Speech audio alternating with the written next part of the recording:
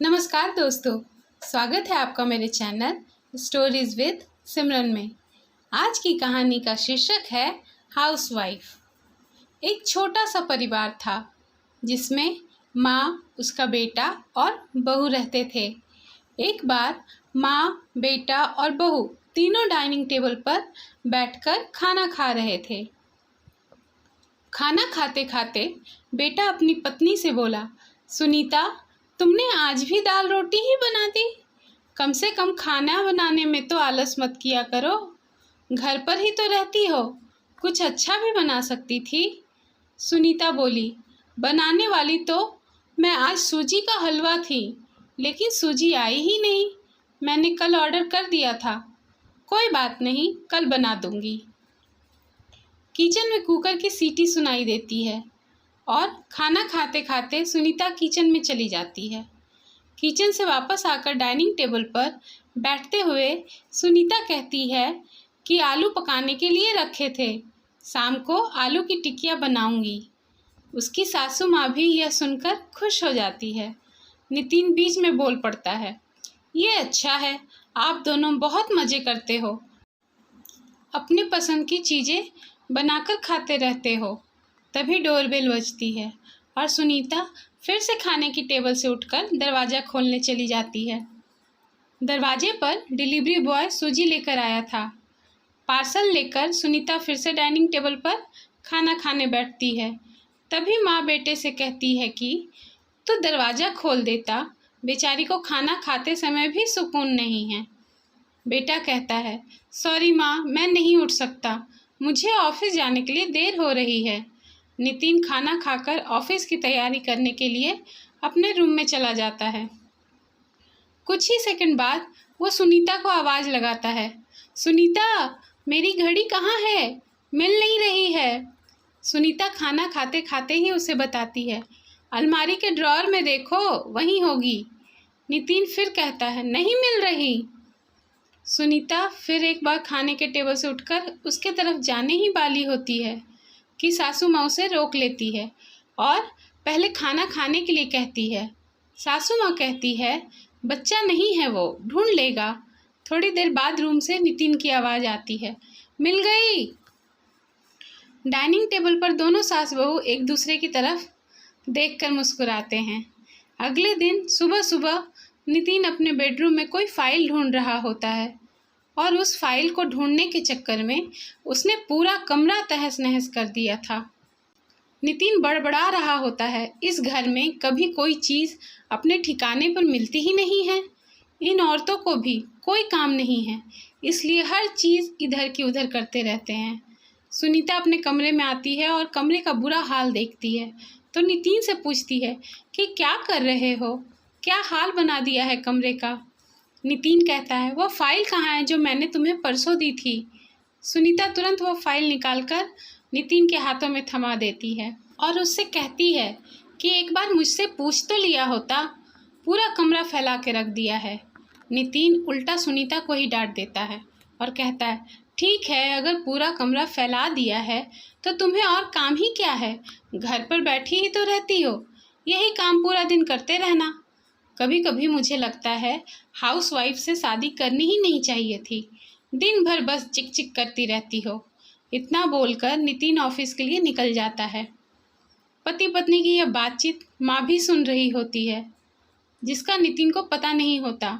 उन्हें अपने बेटे की बात का बहुत बुरा लगता है। अब माँ और सुनीता नितिन को सबक सिखाने के लिए प्लान बनाते हैं। अगले दिन सुबह सुबह जब नितिन नींद से जागता है तो सुनीता को चाय के लिए चिल्लाकर बोल रहा होता है। पास ही में सोफे पर बैठी माँ उससे कहती है, सुनीता नहीं है, वह अपने माँ के घर गई है, कोई ज़रूरी काम था। नितिन फ़ोन निकालकर सुनीता को कॉल करने लगता है। तब माँ उसे रोकते हुए कहती है, फ़ोन मत कर, माँ के घर ही तो गई है, आ जाएगी 2-3 दिन में। नितिन फ़ोन रख देता है और माँ से कहता है कि माँ चाय। तभी माँ बीच में बोल पड़ती है, हाँ हाँ, 2 कप बनाना, मैं भी पीऊँगी। बेमन से नितिन किचन की तरफ जाने लगता है चाय बनाने के लिए। तब माँ फिर से खड़े होते हुए कहती है, अरे बेटा रुको, नितिन को लगता है कि माँ उसे रोककर खुद चाय बनाने चली जाएगी, लेकिन माँ कहती है, मेरी चाय में चीनी थोड़ी कम डालना। नितिन चाय बनाकर लाता है। माँ और बेटा दोनों चाय पी रहे होते हैं। तब माँ बोलती है, चाय अच्छी बनाई है, लेकिन सुनीता जो चाय बनाती है तो उसमें तुलसी की कुछ पत्तियाँ भी डाल देती है। उसका स्वाद ही अलग होता है। लेकिन कोई नहीं, अगली बार जब तू चाय बनाएगा तो ध्यान रखना। ये सुनने के बाद नितिन माँ की तरफ देखता ही रह जाता है। थोड़ी देर बाद नितिन माँ से कहता है, माँ आज खाने में मटर पनीर।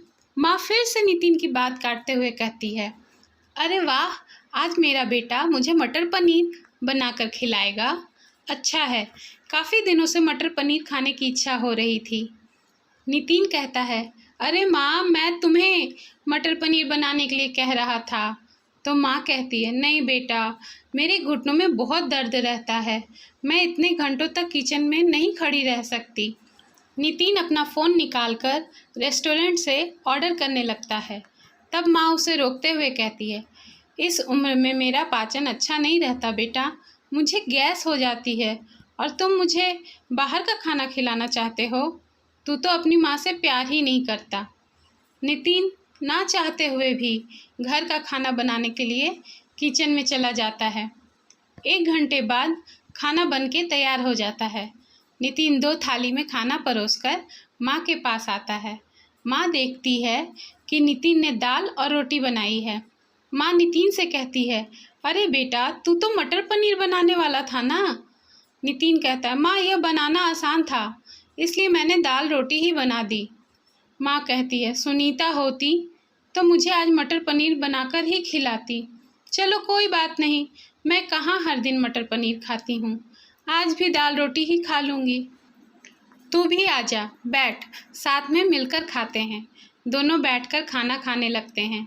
नितिन ने पहला निवाला मुंह में रखा ही होता है कि माँ उसे कहती है, अरे बेटा, दाल में नमक थोड़ा कम है, जाकर ज़रा नमक ले आ। नितिन खाते खाते उठता है और किचन से जाकर नमक लाकर माँ को देता है। फिर अपना खाना खाने बैठता है। खाना खाते खाते बीच में ही माँ खांसने लगती है और नितिन से कहती है, अरे बेटा, खाना गले में अटक गया है, थोड़ा पानी ले आ। नितिन फिर से खाना खाते खाते उठता है और पानी लाकर माँ को देता है। इन सब से नितिन के मुंह पर परेशानी साफ देखी जा सकती थी। नितिन को अब महसूस भी हो रहा था कि जैसा बर्ताव वह सुनीता के साथ करता है, उसे कितना बुरा लगता होगा। हालांकि सुनीता के मुंह पर कभी उसने सिकन नहीं देखी थी। माँ यहीं नहीं रुकती। खाना खत्म हो जाने पर माँ नितिन को थालियाँ धोने के लिए कहती है। नितिन चुपचाप वो भी कर लेता है। फिर माँ अपने बेड पर आराम करने लगती हैं और नितिन को चादर ओढ़ाने के लिए कहती हैं। उसके बाद जब नितिन रूम से जा रहा था, तब उसे रोककर एसी कम करने के लिए कहती हैं। इन सब कामों से नितिन परेशान हो जाता है, लेकिन कुछ बोल नहीं पाता। अगले दिन सवेरे सवेरे नितिन खाना बनाने के लिए सब्जियां काट रहा होता है, लेकिन उसका ध्यान सब्जियों पर नहीं होता है। वह सुनीता के बारे में सोच रहा था और पछता रहा था कि वह कितना गलत था। एक हाउसवाइफ का काम आसान नहीं होता है। तभी बेख्याली में उसकी उंगली कट जाती है। उससे खून बहने लगता है और वह बेसिन में अपनी उंगली धोने के लिए चला जाता है। तभी सुनीता उसके पास आकर उसके हाथों में पट्टी बांधने लगती है। यानी कि सुनीता कभी माँ के घर गई ही नहीं थी। यह तो सास बहू के प्लान का हिस्सा था, जिससे वह नितिन से छुपकर उसी घर में रह रही थी। नितिन सुनीता को देखकर काफ़ी खुश हो जाता है और सुनीता से कहता है कि आज से घर का काम हम दोनों मिलकर करेंगे। सुनीता पूछती है, ऐसा क्यों? तब नितिन कहता है, क्योंकि मैं घर का काम सीख जाऊंगा और तुम्हारे घर के कामों में मदद करूंगा। इसलिए अगर घर हम दोनों का है तो घर के काम भी हम दोनों के हुए ना। नितिन ने फिर सुनीता से कहा कि मैं बहुत शर्मिंदा हूँ। जैसा व्यवहार मैंने तुम्हारे साथ किया, घर को संभालना कोई आसान काम नहीं है। हर छोटी बड़ी बात का ध्यान रखना पड़ता है। तुम घर के सभी सदस्यों का ध्यान रखती हो और ये सब तुम हाउसवाइफ बहुत बखूबी कर लेती हो। प्लीज़ मुझे माफ़ कर दो। यह सब सुनकर सुनीता नितिन के गले लग जाती है। तो दोस्तों, आपको ये कहानी कैसी लगी, ये कमेंट में ज़रूर बताइएगा। यदि आपको ये कहानी पसंद आई हो तो इस वीडियो को लाइक और शेयर ज़रूर करिएगा। ऐसी ही कहानियाँ सुनने के लिए मेरे चैनल को सब्सक्राइब करना ना भूलिएगा। बहुत बहुत धन्यवाद।